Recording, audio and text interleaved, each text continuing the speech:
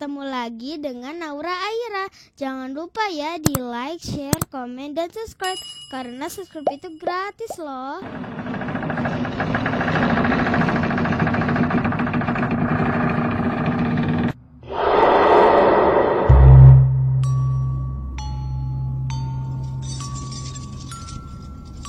Nur terbangun ketika subuh memanggil. Ia masih belum mengerti dengan kejadian semalam.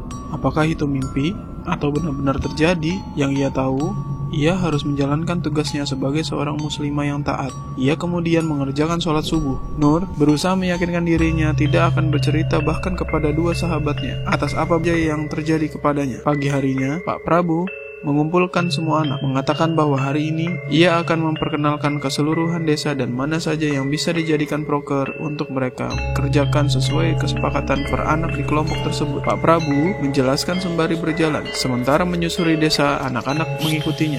Mereka merasa tidak ada yang menarik dari penjelasan Pak Prabu tentang desa itu. Bahkan Pak Prabu terkesan seakan menyembunyikan sejarah desa itu. Hal ini membuat Nur semakin curiga. Selain hal-hal umum, hanya Wahyu yang selalu menimpali ucapan Pak Prabu dengan candaan, membuat tawa mereka pecah. Semua terasa alami, seperti KKN yang Nur bayangkan. Sampai akhirnya, mereka berhenti di sebuah tempat yang membuat Nur tidak nyaman, yaitu sebuah pemakaman. Di samping kanan kirinya banyak pohon beringin besar. Selain itu, pemandangan di pemakaman itu juga terkesan sangat aneh. Setiap batu nisan ditutupi dengan kain hitam, membuat Nur dan semua orang merasa penasaran. Apa alasannya? Nur merasakan angin seperti mengelilinginya. Ia tahu, ada yang tidak beres dengan tempat ini. Seakan-akan tempat ini sudah menolak keberadaannya. Ada satu hal yang membuat Nur semakin curiga kepada Pak Prabu, di mana tiba-tiba ia teringat oleh kalimat Wahyu. Kemudian beliau melontarkan ucapan yang bernada mengancam, seakan-akan Pak Prabu menjaga sesuatu yang sakral di tempat itu. Pak Prabu melarang mereka melewati sebuah gerbang atau gapura yang berada di tengah hutan, yaitu tapak tilas. Jika mereka melanggarnya, maka akan terjadi sesuatu pada mereka. Apa yang Pak Prabu sebenarnya sembunyikan? Untungnya Bima langsung menengahi kejadian itu, membuat Pak Prabu kembali menjadi Pak Prabu yang sebelumnya. Namun, Nur seakan tahu ia tak sanggup lagi mengikuti kegiatan keliling desa ini. Kemudian ia izin pamit untuk kembali ke penginapan dan Pak Prabu mengizinkannya. Bima menawarkan diri untuk mengantarkan Nur. Sementara semua anak melanjutkan perjalanan mereka bersama Pak Prabu. Nur dan Bima berjalan kembali ke area rumah tempat mereka menginap. Nur yang menghabiskan siangnya di dalam kamar terbangun ketika Ayu memanggilnya. Semua anak sudah berkumpul dan Ayu menunjukkan proposal proker yang mana saja yang sudah disetujui oleh Pak Prabu. Ayu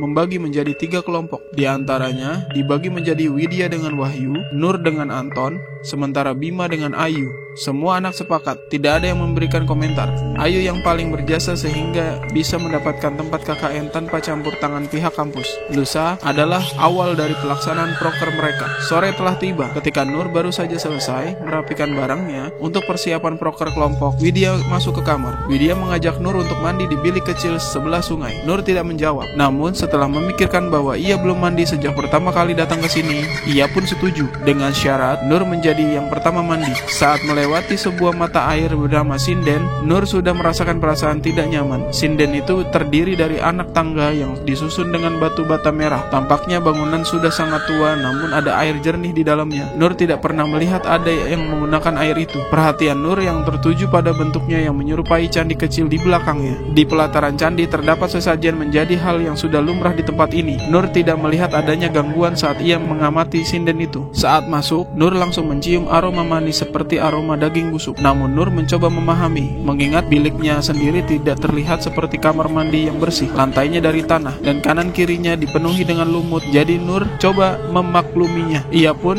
dengan segera membasuh badannya dengan air di dalam kendi. Namun ada perasaan aneh ketika air membilas badannya, seperti terdapat benda kecil yang mengganjal saat bersentuhan dengan kulit Nur. Ketika diperhatikan, ternyata yang ada di dalam air kendi itu penuh dengan rambut. Nur kaget. Ia pun istighfar terus-menerus sembari ia melangkah mundur. Ia mencoba memanggil Widya, namun anehnya tidak ada jawaban apapun dari Widya. Nur berselimut handuk, mencoba membuka pintu bilik, namun anehnya pintu itu seperti ditahan oleh orang yang ada di luar. Nur sembari menggedor pintu yang terbuat dari anyaman bambu, namun tetap tidak ada jawaban apapun dari Widya. Hingga Nur menyadari di belakangnya ada sosok hitam itu besar sekali sampai menyentuh langit bilik. Nur pun memejamkan mata rapat-rapat dan pertama ia lakukan adalah istighfar. Sembari tangannya mencari batu jatuh di tanah bilik. Ketika tangannya berhasil meraih sebuah batu, Nur melempar batu itu sembari mengucap doa yang diajarkan gurunya bila bertemu lelembut. Sosok itu pun lenyap. Butuh waktu untuk Nur menenangkan diri. Ia tahu ia sudah diincar. Namun kenapa ia diincar?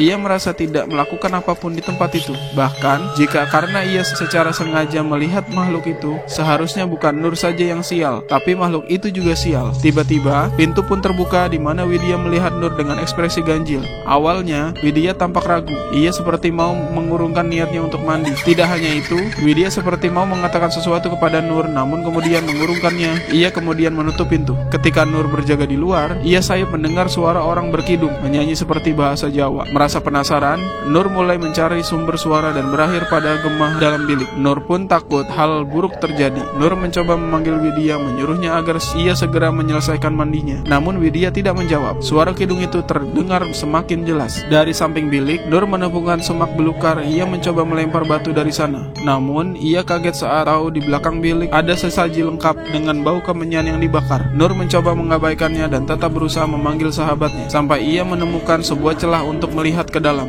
Nur melihat, namun yang ia lihat bukanlah Widya, melainkan sosok wanita cantik yang diketahui ia adalah penari yang pertama ia lihat saat masuk desa tersebut. Siapa yang bernyanyi? Tanyaan itu menancap keras di kepala Widya. Usai sudah acara mandi di sore itu, di perjalanan pulang, Widya mencuri pandang pada Nur. Matanya mengawasi seakan tidak percaya. Kemudian ia bertanya apakah Nur bisa bersenandung Jawa. Nur mengamati Widya. Kemudian ia hanya diam. Nur pergi tanpa menjawab sepatah kata pun dari pertanyaan Widya. Ia seperti membawa rahasianya sendiri tanpa mau membagi rahasia tersebut. Listrik di desa ini menggunakan tenaga genset. Jadi ketika jam menunjukkan pukul jam 9 malam, lampu sudah mati, diganti dengan Petromax. Nur sudah pergi tidur. Hanya tinggal Widya dan Ayu yang masih menyelesaikan progres untuk proker esok hari. Widya masih teringat kejadian sore tadi. Sebenarnya Widya mau cerita, namun bila melihat respon Ayu kemarin, sepertinya ia bakal disemprot dan berujung pada pidato tengah malam. Di tengah keheningan mereka menggarap progres, tiba-tiba Ayu mengatakan sesuatu yang membuat Widya tertarik. Ayu dan Bimba mengecek progres untuk pembuangan. Ketika memutari desa, mereka memasuki tapak tilas yang dilarang oleh Pak Prabu. Widya merasa perasaannya semakin tidak enak. Sejak menginjak desa ini, semuanya terasa seperti kacau balau. Karena malam semakin larut, Widya pun beranjak pergi ke kamar. Di sana ia melihat Nur sudah terlelap dalam tidurnya. Ayu pun menyusul kemudian, berharap malam ini segera berlalu. Tiba-tiba mendengar langkah kaki saat Widya melihat apa yang terjadi. Bayangan Nur melangkah keluar. Ragu apakah mau membangunkan Ayu, Widya pun beranjak dari tempat tidur, berjalan mengejar Nur. Keadaan rumah sudah gelap gulita. Sang pemilik rumah tampaknya sudah terlelap di dalam kamarnya. Di depan Widya, pintu rumah sudah terbuka lebar. Dengan perlahan, Widya melangkah keluar. Malam itu sangat gelap, lebih gelap dari perkiraan Widya. Bayangan pohon tampak lebih besar dari biasanya, dan sayup-sayup terdengar suara binatang malam. Sangat sunyi, sangat sepi. Dilihatnya ke sana kemari mencari di mana keberadaan Nur. Widya terpaku melihat Nur di depannya. Nur berdiri di tanah lapang depan rumah. Dia menari dengan sangat anggun. Tanpa alas kaki, Nur berlenggak-lenggok layaknya penari profesional. Widya termenung mematung melihat temannya seperti itu. Ragu, Widya mendekatinya. Tak pernah terpikir Nur bisa menari seperti ini. Nur, panggil Widya. Tapi sosok Nur seperti tidak mendengarkannya. Ia masih berlenggak-lenggok. Sorot matanya beberapa kali melirik Widya. Ngeri. Tiba-tiba bulu kuduk terasa berdiri ketika memandangnya. Dari jauh, sayup-sayup kendang terdengar lagi. Widya semakin dibuat takut. Tabuhan gamelan sahut menyahut, campur aduk dengan tarian Nur yang seperti mengikuti alunan itu. Kaki seperti ingin lari dan melangkah masuk rumah. Tapi Nur semakin menggila. Ia masih menari dengan senyuman ganjil di bibirnya. Sampai akhirnya, Widya memaksa Nur menghentikan tariannya. Ia berteriak meminta temannya agar berhenti bersikap aneh. Dan saat itulah wajah Nur berubah menjadi wajah yang sangat menakutkan. Sorot matanya tajam, dengan mata nyaris hitam semua. Widya menjerit sejadi-jadinya. Kali berikutnya, seseorang memegang Widya kuat sekali, menggoyangkannya sembari memanggil namanya. Kemudian Widya melihat Wahyu yang menatapnya dengan tatapan bingung dan takut. Jeritan Widya rupanya membangunkan semua orang, termasuk si pemilik rumah. Widya melihat sorot mata semua orang yang memandangnya, tak terkecuali Nur yang rupanya baru saja keluar dari dalam rumah. "Ono apa tondo?" Kalimat itulah yang pertama kali Widya dengar. Si pemilik rumah tampak khawatir, namun Widya lebih tertuju pada Nur. Ia juga memandang dirinya. Mereka sama-sama terdiam memandang satu sama lain. Kejadian itu diakhiri dengan cerita Wahyu menceritakan semuanya. Awalnya ia hanya ingin menghisap rokok sembari duduk di teras posyandu. Kemudian ia tidak sengaja melihat seseorang sendirian menari-nari di tanah lapang. Karena penasaran, Wahyu mendekat sampai Wahyu baru sadar bila yang menari itu adalah Widya. Semua yang mendengarkan cerita Wahyu hanya bisa menatap nanar. Tidak ada yang berkomentar. Si pemilik rumah akhirnya menyuruh mereka semua bubar dan masuk ke dalam rumah lagi. Karena hari semakin larut, si pemilik rumah berjanji akan menceritakan ini kepada Pak Prabu. Namun ada satu hal yang sengaja Wahyu tidak ceritakan. Nanti ia akan menjelaskan semuanya. Pada malam itu benar-benar malam yang gila, seolah-olah menjadi pembukaan rangkaian kejadian yang akan mereka hadapi di sela tugas KKN mereka ke dalam situasi yang paling mencekam. Semua orang sudah berkumpul memenuhi panggilan Pak Prabu. Beliau bertanya tentang bagaimana kronologi kejadian. Ayu mengaku tidak tahu. Widya mengatakan ia sedang mengejar Nur yang pergi keluar rumah. Namun Nur mengatakan ia hanya pergi ke dapur untuk mencari air minum. Semua penjelasan itu tidak membantu sama sekali. Namun tampak dari raut muka Pak Prabu, ia lebih tertarik bagaimana Widya bisa menari bila latar belakangnya saja bahwa ia mengaku tidak pernah belajar menari sebelumnya. Hari itu Pak Prabu meminta Widya, Ayu dan Wahyu menemani Nur pergi, sementara ia harus mengerjakan poker individualnya dengan berbekal motor butut yang tempo hari digunakan untuk mengantar mereka masuk ke desa ini. Kali ini digunakan untuk mengantar mereka ke rumah seseorang. Wahyu dengan Widya, Pak Prabu berboncengan dengan Ayu. Jalur yang mereka tempuh sama dengan jalur yang tempo hari mereka lalui. Anehnya, kali ini Widya merasakan untuk sampai ke jalan raya tidak sampai 1 jam, malah tidak sampai 30 menit. Lalu bagaimana bisa ia merasakan waktu selambat itu pada malam ketika orang desa menjemput? Rumah yang Pak Prabu datangi rupanya rumah seseorang. Melintasi jalan besar, namun masuk lagi ke sebuah jalan setapak buatan. Rumahnya bagus,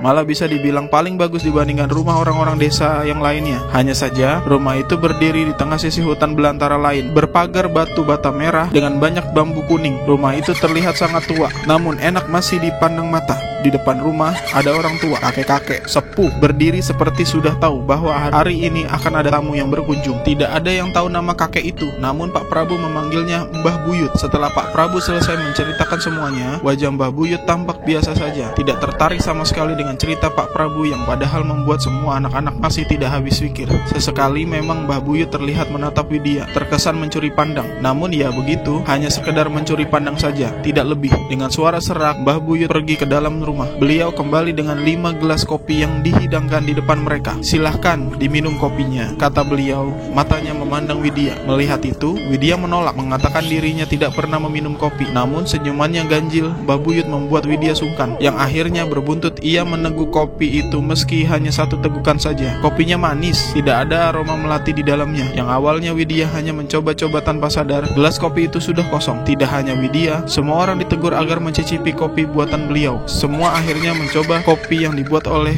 Mbah Buyut. Wahyu dan Ayu kaget setengah mati sampai harus menjemurkan kopi yang ia teguk. Mimik wajahnya bingung karena rasa kopinya tidak hanya pahit tapi sangat pahit sampai tidak bisa masuk ke tenggorokan mereka. Anehnya, Pak Prabu meneguk kopi itu biasa saja. Begini, kata Mbah Buyut, beliau menggunakan bahasa Jawa yang halus sekali sampai ucapannya kadang tidak bisa dipahami semua anak. Ada kalimat penari dan penunggu, namun yang lainnya tidak dapat dicerna. Ia menunjuk Widya tepat di depan wajahnya. Mimik wajahnya yang sangat serius. Pak Prabu mendengarkan dengan seksama, lalu berpamitan pulang. Sebelum mereka pulang, Mbah Buyut memberi kunir tepat di dahi Widya. Katanya untuk menjaga Widya saja. Kunjungan itu sama sekali tidak diketahui tujuannya. Selama perjalanan, Pak Prabu bercerita tentang kopi.